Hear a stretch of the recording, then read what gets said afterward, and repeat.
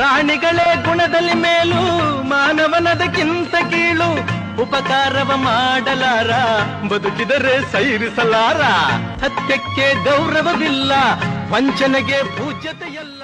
ಪ್ರಾಣಿಗಳೇ ಗುಣದಲ್ಲಿ ಮೇಲು ಮಾನವನದಕ್ಕಿಂತ ಕೀಳು ಅಂತ ನಮ್ಮ ಅಣ್ಣವರು ಹಾಡಿದಂಗೆ ಈ ಗೋಮಾತೆ ಕೂಡ ಅಣ್ಣವರ ಹಾಡು ಕೇಳಿದ್ರೆ ಮಾತ್ರ ಹಾಲು ಕೊಡುವುದಂತೆ.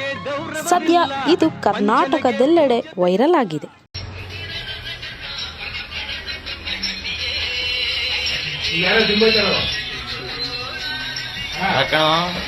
ಹಸು ಸಾಂಗು ಕೇಳಿದ್ರೆ ಆಡ್ಕೋ ಇದು ಕೊಡಲ್ವಾ?